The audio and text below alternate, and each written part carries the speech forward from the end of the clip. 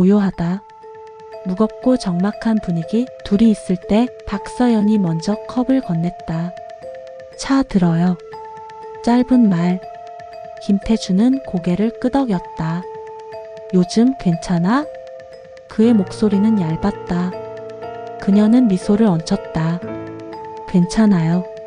조심만 하죠. 그는 눈을 피했다. 조심이라는 단어가 자기에게 향한 칼처럼 느껴졌다. 침묵이 컵 가장자리에 고였다. 그녀가 덧붙인다. 의사가 그러더라고요. 무리하지 말라고. 김태준의 손이 테이블 밑에서 주먹을 만들었다가 푼다. 그는 안다. 그 말의 무게를. 하지만 모르는 척한다. 퇴근 일찍 할게. 그의 말은 다짐보다 사과에 가까웠다. 그녀는 고개를 끄덕였다. 고마워요. 저녁이 되었다. 식탁 위가 환해졌다. 이현미는 축하의 잔을 올리고 김병수는 잔을 들었다. 새 생명 축하한다. 둘째 딸이 가볍게 환호하고 막내 내외가 선물을 내민다. 작은 양말, 연한 색 모자. 박서연은 예의 바르게 받는다. 손끝이 떨리지 않는다. 김태준은 웃음을 만든다. 웃는 동안 진단서의 글자가 머릿속을 헤맸다. 사진을 찍자고 누군가 말한다.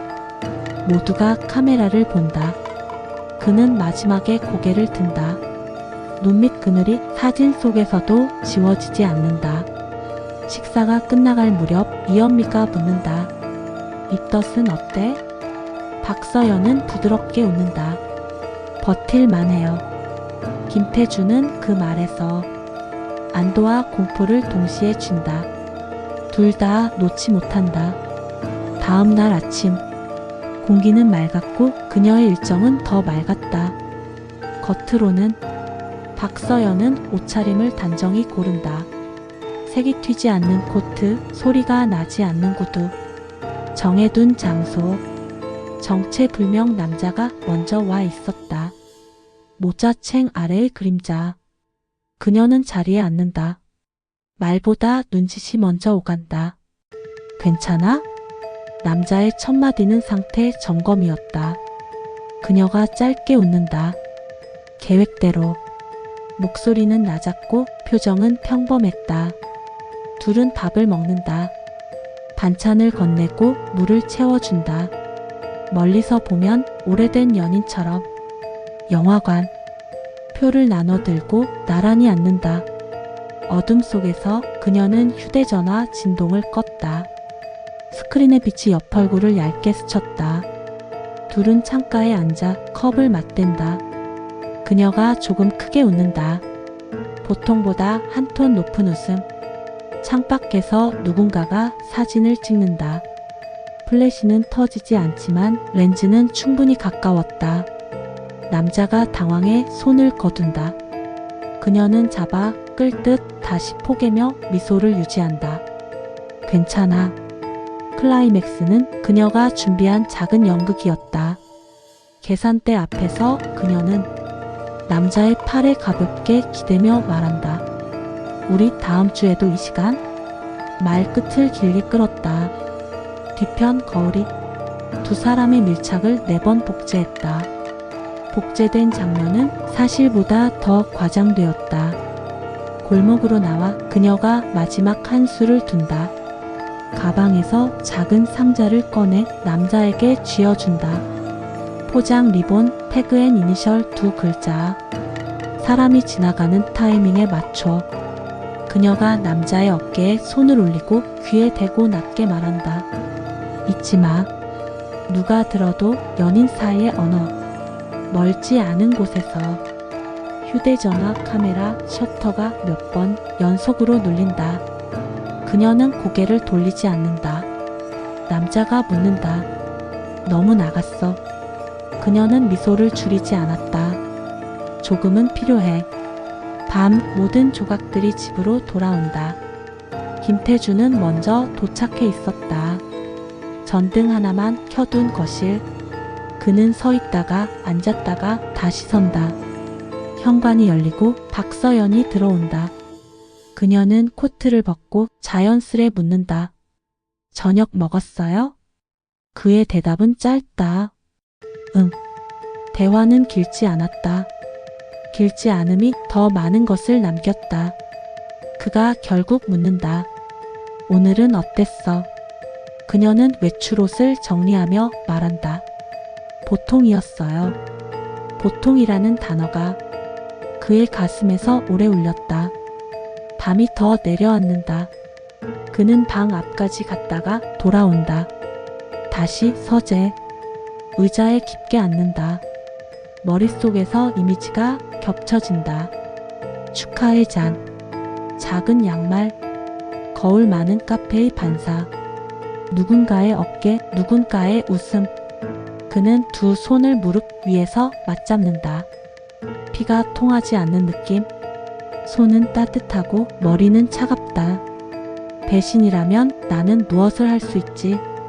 문장들이 끝나지 못하고 빈칸만 늘어난다. 서재의 의자는 그를 더 깊이 삼킨다. 다시는 일어설 생각이 없는 사람처럼 그는 조용히 가라앉는다. 하루가 지나 집의 공기는 더 낮아졌다. 김태주는 서재 의자에 등을 붙인 채 여전히 깊은 곳에서 올라오지 못한다. 눈을 감으면 어제의 잔상들이 한꺼번에 피어난다. 축하의 잔, 작은 양말, 누군가의 어깨, 누군가의 웃음. 부엌에서 물 끓는 소리가 시작된다. 온도의 변화가 집의 기분을 바꿔놓는다. 박서연은 컵을 씻는다. 물은 흘러가고 흐른 것들은 돌아오지 않는다. 그녀는 언제나 흐르게 두는 편이었다. 아침. 이현미가 문간에서 짧게 묻는다. 검지는 물이 없지? 그녀는 고개를 끄덕인다. 네, 어머님. 단어 하나로 하루를 정리하는 사람처럼. 김병수는 신문을 접는다. 종이의 모서리가 단단하다. 그는 말이 없다. 말하지 않는 사람의 침묵은 되게 오래된 것이다. 시부모님과 남편은 각자의 일로 흩어진다. 평온한 듯 보이는 흐름. 그러나 평온은 늘 가장 먼저 취약해지는 표면이었다. 오전, 박서연은 서랍 속 작은 상자를 연다. 초음파 사진, 접힌 스카프, 그리고 신문 스크랩 한 묶음. 20년 전 날짜에 빨간 밑줄. 심야 교통사고, 운전자, 도주 목격자, 진술 엇갈려. 옆 여백에 연필로 적어둔 단어. 은폐, 배신. 그녀는 스크랩 더미 밑에서 검은 USB를 꺼낸다. 라벨은 없다. 작고 확실한 것. 휴대전화에 연결하면 파일 하나가 뜬다. 폴더명도 날짜도 없이 영상 하나. 재생. 화면은 거칠다. 낡은 CCTV의 색. 한밤의 골목, 흰 차가 멈칫, 사람의 그림자, 그리고 길게 미끄러지는 불빛. 차는 잠깐 멈추고 곧바로 등을 돌린다. 번호판은 흐렸지만 차량 앞에 걸린 작은 행운의 부적이 순간 번쩍인다. 육각만으로도 알아볼 수 있는 마크. 그녀는 영상을 멈추지 않는다. 멈추면 감정이 앞선다. 끝까지 본 뒤 조용히 저장을 누른다.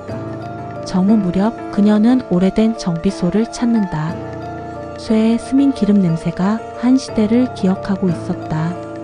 노인은 멀리서 그녀를 본다. 무슨 일로?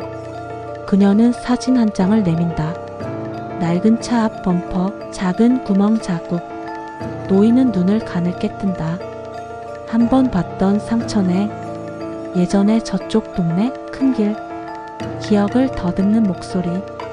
주인 점잖았지. 그녀는 이름을 묻지 않는다. 묻지 않아도 사람은 알 수 있는 것들이 있다. 정비소를 나와. 그녀는 휴대전화 메모에 단어를 적는다.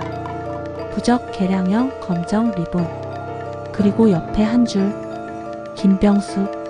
집으로 돌아오는 길. 하늘은 맑았다. 너무 맑아서 오히려 장면이 선명해졌다. 선명함은 때로 잔인하다.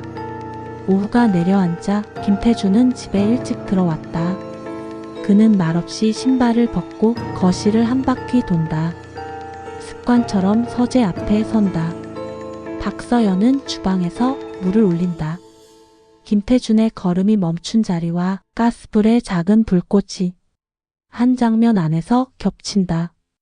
검진 잘 다녀왔어? 그의 목소리는 낮다. 그녀는 컵에 물을 따라 식탁 위에 내려놓는다. 응. 짧게, 확실하게. 그가 더 묻지 않자 대화는 그 자리에서 멈춘다. 멈춤은 오늘 가장 큰 사건이었다. 해가 저물수록 박서연은 느리게 정리한다. 음식물, 쓰레기, 신문, 우편. 정리라는 행위는 때로 파괴보다 고요하게 강했다. 작은 봉투 하나를 분리수거함에 넣기 직전 그녀는 멈춘다. 봉투 뒷면에 적힌 문구. 시민제보센터. 인쇄가 흐렸다. 그녀는 봉투를 다시 들고 내일의 시간을 머릿속에 그린다. 그 시각 김병수는 창가에 서 있었다. 불이 꺼진 유리창에 자기 얼굴이 겹쳐 보인다. 그의 눈가에는 손대지 않은 주름이 있었다. 시간이 만든 주름은 사람이 만든 것보다 더 솔직하다. 그는 커튼을 조금 걷고 골목의 불빛을 본다. 멀리서 들리는 사이렌. 지난밤 뉴스의 자막이 머릿속에서 재생된다. 오래된 미제 사건, 재수사 본격화.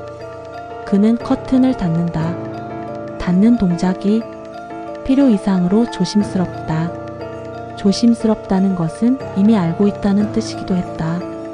밤. 김태준은 씻은 뒤 다시 서재로 간다. 의자에 가죽이 등을 받아들인다. 같은 시간 박서연은 방에서 작은 메모를 적는다. USB와 신문 스크랩을 봉투에 넣고 테이프를 한 번만 감는다. 쉬운 개봉은 유리한 우연을 만든다. 봉투 겉면에는 보낼 곳을 적지 않는다. 대신 한 줄. 익명 제보 사건 번호 첨부. 그녀는 봉투를 벽장 안 깊숙이 넣는다. 문을 닫고 손잡이의 온도를 잠깐 느낀다. 온도는 증언을 하지 않는다. 그래서 안전했다. 그녀는 거울 앞에 선다. 얼굴은 평온했고 평온은 방패였다. 방패 뒤에서만 사람은 멀리 봤다. 침실 불을 끄기 전 그녀는 휴대전화 메모에 문장 하나를 더 쓴다. 대상 김병수. 끝은 스스로 오게 할 것. 집은 잠잠해진다. 그러나 잠든 것은 아니었다.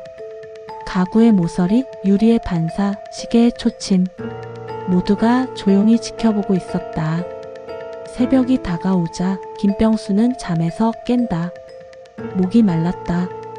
부엌으로 가는 길 그의 발걸음이 멈춘다. 식탁 위 작은 힌적. 봉투에서 떨어진 스티커 조각 같은 것.